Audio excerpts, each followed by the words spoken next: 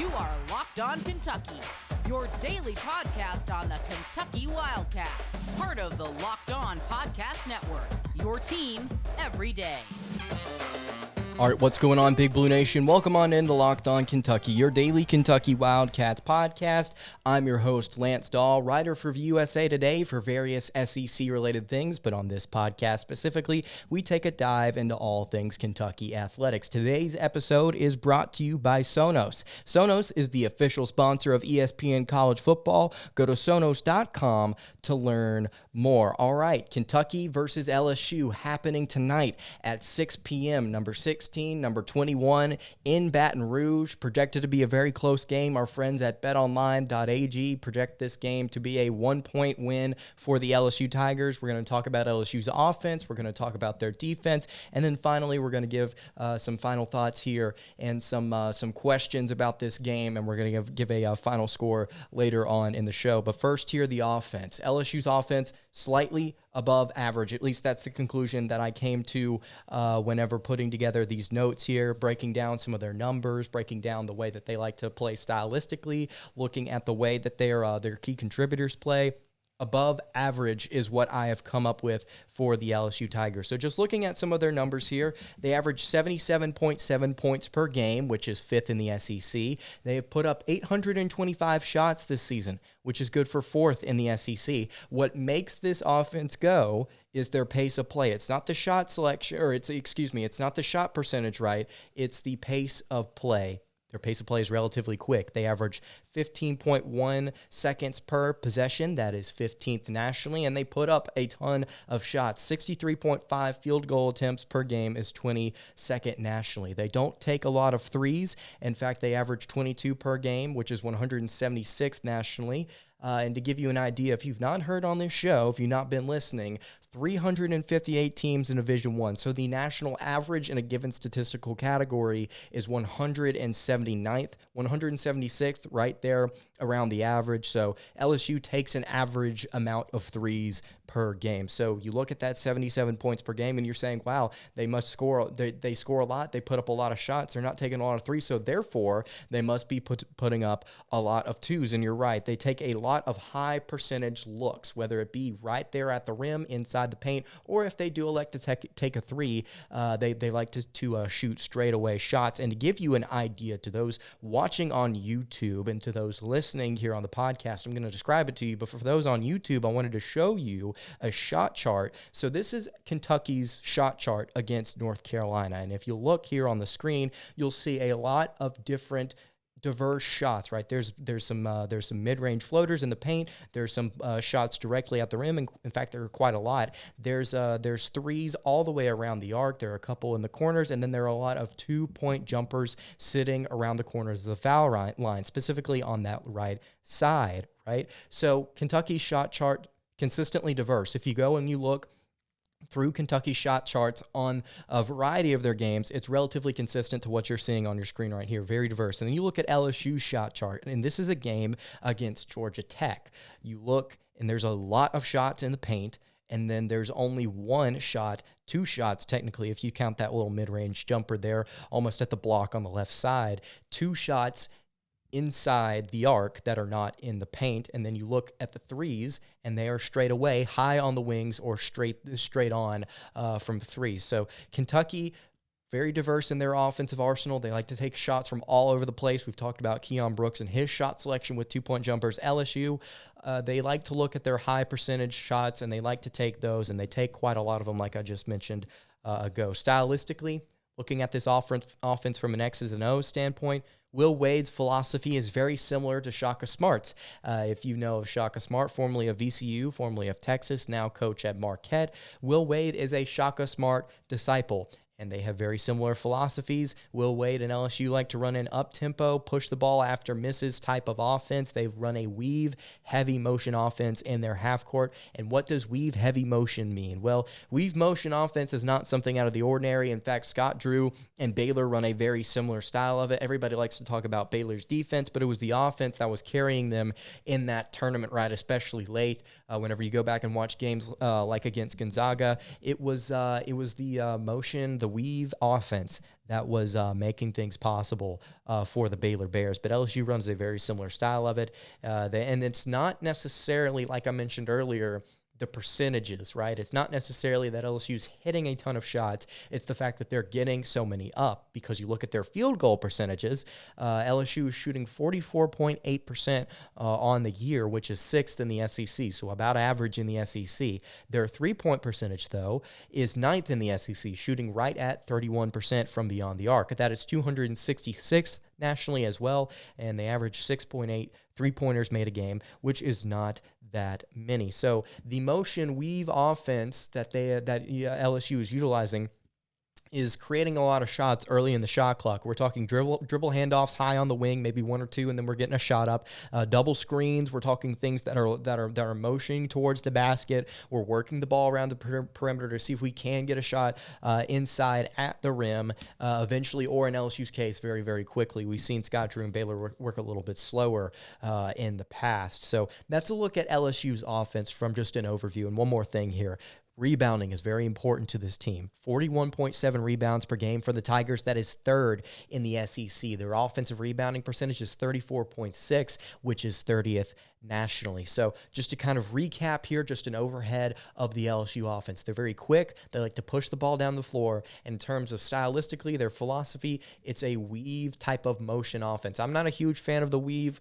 It's very balanced, especially if you can knock down your threes. LSU doesn't, but I'm just not a huge fan of it. I really like different flex actions and different things like that. That's just my personal philosophy. I know you don't necessarily care. That's just my 2 cents. All right, moving along here. Key contributors for LSU on the offensive end. Xavier Pinson, the lead guard, transfer from Missouri. He's averaging 11 points a game, 4.6 assists per game, 3.1 rebounds per game. Very solid numbers for their starting point guard. And Xavier Pinson, I could almost see doubling as some type of combo guard, but he is LSU's point. He is a legitimate scorer, shooting almost 84% from the free throw line so far this season. We're going to talk about how the free throw line factors in for this team later on in the show. It's very, very important to them. Xavier Pinson, one of the offensive guys, also one of the three-point shooters. Tari Eason, the forward, very young, sophomore, 15.8 points per game. He's LSU's leading scorer, averaging 7.4 rebounds per game, is a factor on the offensive glass. He moves very, very well in the paint. He was not a factor in the SEC opener against Auburn, only 2 points. I believe he was 1 of 7 from the floor, but Tari Eason is somebody that is going to be probably matched up with Oscar Tshiebwe for quite some time in this game. Will be interesting to see how Kentucky handles Tari Eason, especially in the paint. One more guy here before we move on, Darius Dawe, 14.7 points per game. This guy's a veteran. He's been in the league for quite some time now. Leads the team in three-point attempts, even though he is a 6'8" forward. He's knocking down 36.4% of his shots from beyond the arc. Darius Dawe, Tari Eason, Xavier Pinson, 3 guys to look out for on the offensive end for the LSU Tigers. One more thing here. If Kentucky does not put LSU on the free throw line, they should be fine. I mentioned the free throw line. We're going to talk about it later on the show. Go ahead and get to it here. Kentucky's opponents have shot 71.5% from the free throw line this season. That is 217th nationally. Talk about the aggression of this offense, right? Getting shots in the paint. If Kentucky accidentally finds themselves in foul trouble and they put LSU on the free throw line, could spell disaster for the Wildcats, especially on the road, all things considered. If LSU wants to make this into a free throw contest, I would be fearful that they would win that battle. All right, we're going to talk about the LSU defense and how stingy it has been for the Tigers in just a moment. But before we do that, I want to tell you guys about our friends at Get Upside. Let me tell you about this incredible app, Get Upside. Everyone who buys gas needs to know about it. If you have Upside, or Get Upside, as all Locked On Kentucky listeners should, then you will be making up to 25 cents for every gallon of gas every time you fill up. Just download the free Get Upside app in the App Store or Google Play right now and use promo code SCORE and get a bonus 25 cents per gallon on your first fill up. That's up to 50 cents cash back. Don't pay full price at the pump anymore. Get cash back using Get Upside. Just download the app for free and use promo code SCORE to get up to 50 cents a gallon cash back on your first tank. Some people who drive a lot are making as much as $200 to $300 a month in cash back, and there's no catch. The cash back gets added right to your account. You can cash out anytime to your bank account, PayPal, e-gift card, or Amazon and other brands. Just download the free Get Upside app and use promo code SCORE to get up to 50% or 50 cents a gallon cash back on your first tank. Again, that's code code SCORE for 50 cents a gallon cash back on your first tank. Today's episode is also brought to you by BetOnline. BetOnline has you covered this holiday season with more props, odds, and lines than ever before as football continues its march through college bowl season and the pro football playoffs. BetOnline remains your number one spot for all the sports action this season,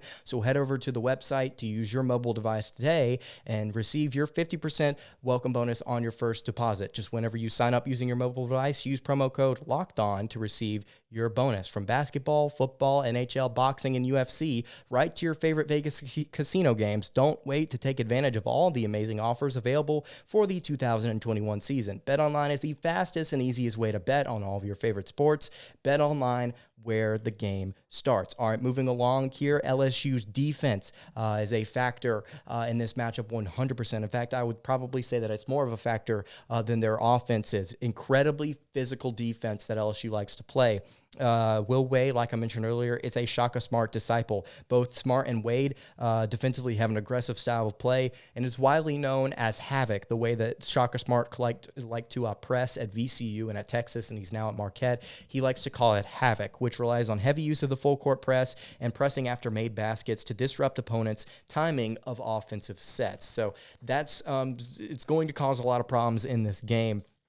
And we saw it whenever LSU played Auburn just a week ago, right? Auburn got off to a 18-1 lead in that game. They were knocking all their shots down. They were playing well, and then LSU's defense, the aggressive nature of that team, brought them back into that game. They started creating turnovers. They started getting fast break points whenever they did create said turnovers, and it eventually created a more balanced game. LSU eventually lost the game, but it was the defense that kept them from getting completely blown out in that matchup. And that aggression is exactly why LSU is 14th nationally in turnover margin at plus 5.5. And it's a big reason why this team has managed to survive in close games this season. And LSU basketball has played a lot of close games this season. I'm very surprised that they were able to stay undefeated as long as they were eventually losing their first game of the season again, like I mentioned, to Auburn last Wednesday. Let's take a look at all the games they've trailed in this season. Okay, so they were trailing against Georgia Tech earlier in the year, trailed by 15, won that game by 16. 31-point swing there, very surprising. Texas State trailed in that game by 8, eventually won that game by 25. Against Liberty, LSU trailed by 7, won that game by 16. Against Belmont, trailed by 7, won that game by 30 points. Wake Forest, LSU trailed by 5, eventually won that game by 14. Against Louisiana Tech, trailed by 13 late, and eventually won that game by 9 in overtime. And then this past Wednesday, trailed against Auburn by 17 and eventually lost by 15, but they cut it to 6 at some point in that second half. And again, all of it comes back to their aggression on defense. The physicality just wears teams down, and eventually, like I mentioned earlier, creates offense on the fast break, which plays right in what LSU wants to do offensively. 55.3 points allowed per game by this LSU Tigers team. That's 4th nationally. They are 1st nationally in defensive efficiency, according to KenPom. They're 1st in steal percentage. They're 7th in block percentage. They're averaging 12.5 steals per game, which is 1st in the SEC. Xavier Pinson, offensively, I mentioned him as a key contributor. He's averaging 2.1 steals per game, which is 5th in the SEC. And I probably would say the downside of this group is the fact that, well, what comes with aggression sometimes is over-aggression and committing fouls, and they're averaging 16.9 fouls per game, which is 202nd nationally. So that aggression can occasionally turn into putting other teams on the free throw line. And it's honestly, I think it's a very fair trade, because I think the physicality, just wearing other teams down, is eventually going to pay off. And if things are going to become a free throw battle, I mean, I would trust LSU most of the time to win that matchup, right? Especially if they are creating so many turnovers as they are defensively. I don't know if teams are going to get enough shots and enough free throw attempts to survive against this LSU Tigers team normally. And as we've seen through 13 games, 12 times the opponent has not been able to survive it. The question that I have for this Kentucky offense against this LSU defense is, can Kentucky beat their press? And we've seen Kentucky do that several times this season with Xavier Wheeler. They love to play on the fast break. They love to push the ball up the court. Can Kentucky break it? Can they make shots in transition? We're going to talk about that with some final thoughts here in just a moment. But before we do that, I want to tell you guys about our friends at NetSuite. All right, picture this. This is it. The putt to win the tournament. If you sink it, the championship is yours. But on your backswing, your hat falls over your eyes. Is this how you're running your business? Poor visibility because you're still relying on spreadsheets and outdated finance software? To see the full picture, you need to upgrade to NetSuite by Oracle. NetSuite is the #1 cloud financial system to power your growth. With visibility and control of your financials, inventory, HR, planning, budgeting, and more, NetSuite is everything you need to grow, all in one place. With NetSuite, you can automate your processes and close your books in no time while staying well ahead of your competition. Over 27,000 businesses already use NetSuite. For the year, NetSuite has a new financing program for those ready to upgrade at netsuite.com/locked. So head over to netsuite.com/locked for this special one-of-a-kind financing offer on the #1 financial system for growing businesses. Again, that's netsuite.com/locked. All right, wrapping up the Tuesday edition. Forgot what day it is. Tuesday edition of Locked On Kentucky. Final thoughts here. Final score prediction for this game as well. Some questions here. Can Kentucky beat the press like I mentioned earlier? I think they can run the floor against this team. Against, like I mentioned, we've seen Kentucky do it before this season. I think Kentucky can run with this team. I think they can beat that press, and I think they can make some shots in transition. That's the question. Can Kentucky get guys like Kellen Grady, Ty Washington involved in transition shooting threes? And we did not see them do that against Notre Dame on the road, a relatively hostile environment, arguably the most hostile environment that they've been in all season. Can they knock down shots in transition, I think, is a huge question in this game. Tshiebwe cannot afford to get into foul trouble. This is very, very, very crucial.